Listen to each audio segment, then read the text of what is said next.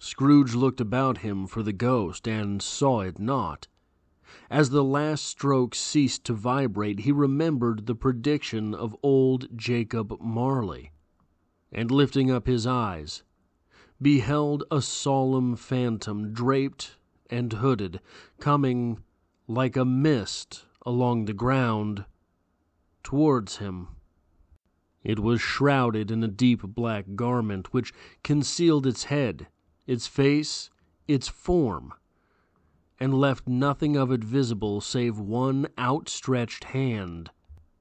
But for this it would have been difficult to detach its figure from the night and separate it from the darkness by which it was surrounded. Stave 4 of A Christmas Carol includes very little dialogue from the spirit to Scrooge. In this way, it becomes very, very straightforward. This video will include 3 different parts: a So What Happened recap of the 4th stave of A Christmas Carol, a literary criticism section, followed by a writer's corner. So, what happened? The ghost of Christmas future appears to Scrooge, and this ghost looks a lot like the Grim Reaper. This spirit leads Scrooge around the streets of London and has him listen into random conversations among the businessmen. They are all talking about someone who has died, but for whom no one seems to have an inkling of care. They travel to a part of town Scrooge does not traverse, and into a strange and barren little place where several people show up with a load of scrap each. A load of scrap taken off of a dead man. The final woman's bundle include the very bed sheets that surrounded the dead man, and the blankets to boot. Then the phantom takes Scrooge to the plundered bedroom in question. Scrooge begs the ghost to show him if anyone is bothered by the mysterious man's death. He is taken to a woman who looks quite nervous. Her husband comes home and says, "He's dead." They are both relieved by the news, but they feel terrible about their reaction. It turns out they were overdue on a loan. Then Scrooge is taken to the Cratchit house. Tiny Tim is dead. Then the spirit takes Scrooge to a churchyard and shows Scrooge his own tombstone.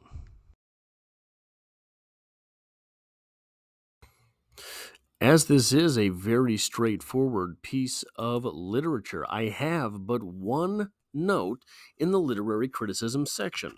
Now, a lot of this is going to be because this is such a storytelling piece, right? This is not a writerly piece. This is not necessarily all that particularly literary. What we have here is we have a storyteller doing a lot of work.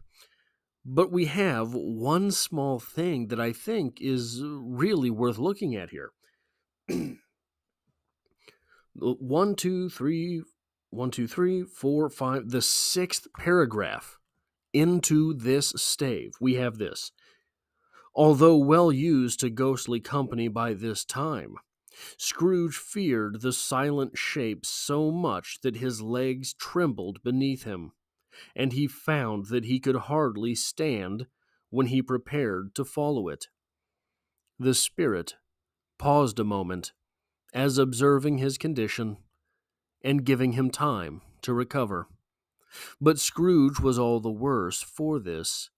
It thrilled him with a vague, uncertain horror to know that behind the dusky shroud there were ghostly eyes intently fixed upon him, while he, though he stretched his own to the utmost, could see nothing but the spectral hand and one great heap of black.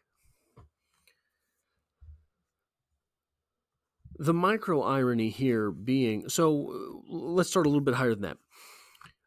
The spirit here does not mean to be terrifying.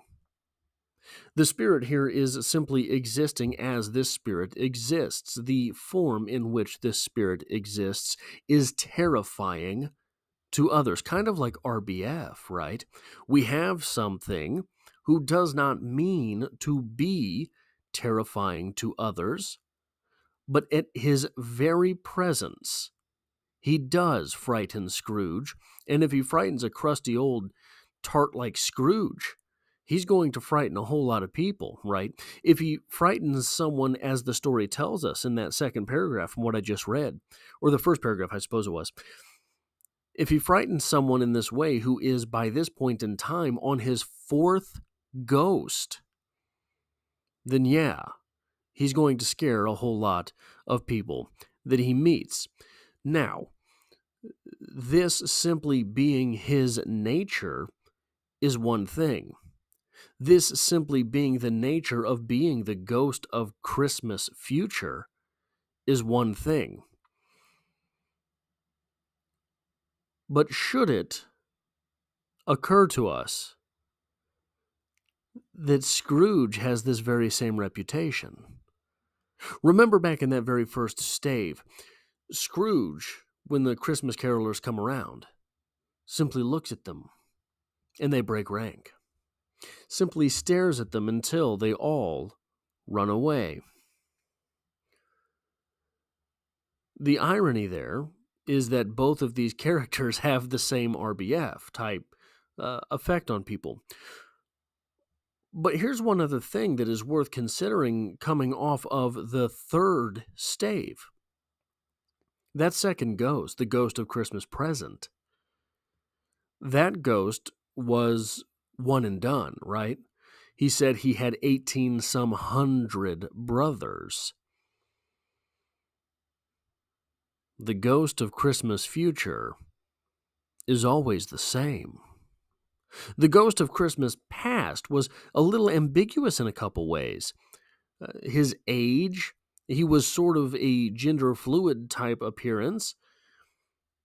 We didn't know a whole lot about him, but we didn't really know enough about him to say he was any one thing. He was looking young at one point, looking old at another, looking perhaps effeminate in one regard, but masculine in another. This third ghost, fourth ghost technically, the fourth stave here, if we're including Marley, the fourth ghost, has always been the same. The future is never here, right? So this individual is simply walking Scrooge around the same way that he has walked around other people. Not like that second ghost, not like the ghost of Christmas Present. But it is interesting to note that the ghost here, the third ghost, the final ghost, the ghost of Christmas future, probably has the most outsized effect on Scrooge. Scrooge is literally trembling in this stave. Scrooge is begging in this stave. Scrooge collapses in this stave. And it's the same effect that Scrooge himself has on others. Yeah. The fact that Scrooge has this... So one of the things that's interesting about fear, if you want to know whether or not someone is afraid of you, the best way to know is that they'll tell you. They'll tell you that yes, they are afraid of you, or if they are especially afraid of you, they will tell you they are not afraid of you without you ever asking. So Scrooge here, in this stave, is confronting the same way that he has made so many other people feel. And in the same way that he has broken so many people in this story. This character breaks him, breaks Scrooge.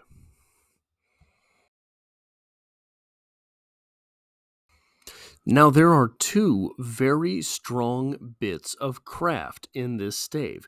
I say that Charles Dickens is more of a storyteller than a writer, but what that means is not that he is incapable of putting bits of craft to work, but more that it is the effect of the writing that he is more intent on. He is more intent on getting his story across than getting the meaning necessarily across. That's what I mean by writing versus storytelling. Not that storytellers do not employ craft. In fact, in the very second paragraph here, we have this.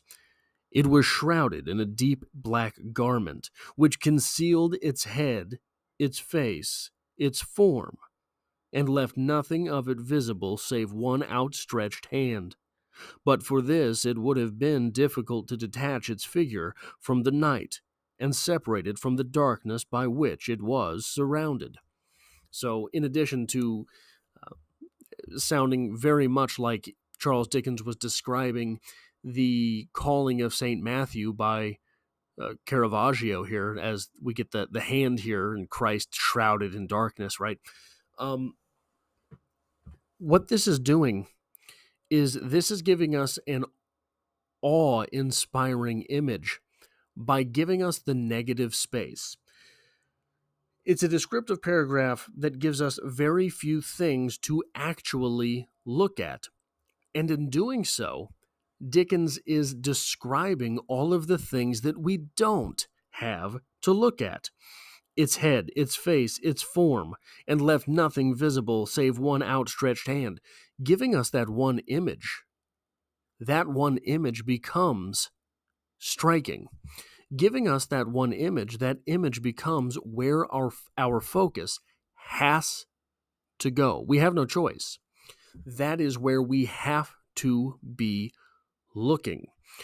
And in the same way, so Derrida basically said that every time you use a word, you are inversely using every word that you did not use, right? You are raising an infinite number of questions by every word that you solve.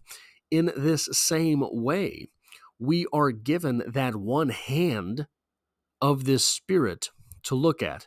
We're told by Charles Dickens, look here, right? And because we look here, we're very aware that we are not seeing this spirit's eyes.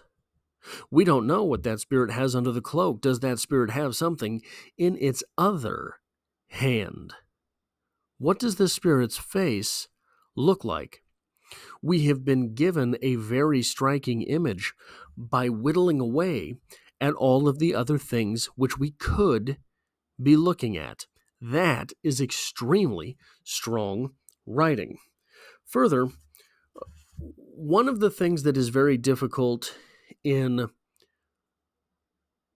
a type of storytelling like this, where you need a lot of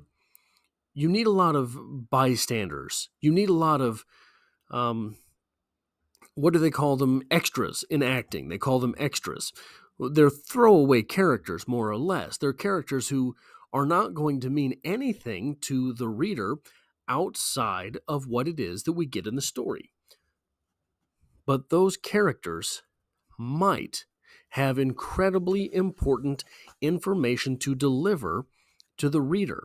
Those characters might not be useful to the reader outside of one little part of the story, but we have to have them while they're there. And Dickens does a great job of this during the scene where the spirit is leading Scrooge around and having him eavesdrop on different conversations. One time, in particular, this is very strong. "No," said the great fat man with a monstrous chin. "I don't know much about it, either way. I only know he's dead." "When did he die?" inquired another. "Last night, I believe." "Why, what was the matter with him?" asked a third, taking a vast quantity of snuff out of a very large snuff box. "I thought he'd never die." "God knows," said the first man with a yawn. "What has he done with his money?" asked a red-faced gentleman with a pendulous excrescence on the end of his nose that looked like a gill of a turkey-cock. "I haven't heard." said the man with the large chin, yawning again. Left it to his company, perhaps? He hasn't left it to me, that's all I know.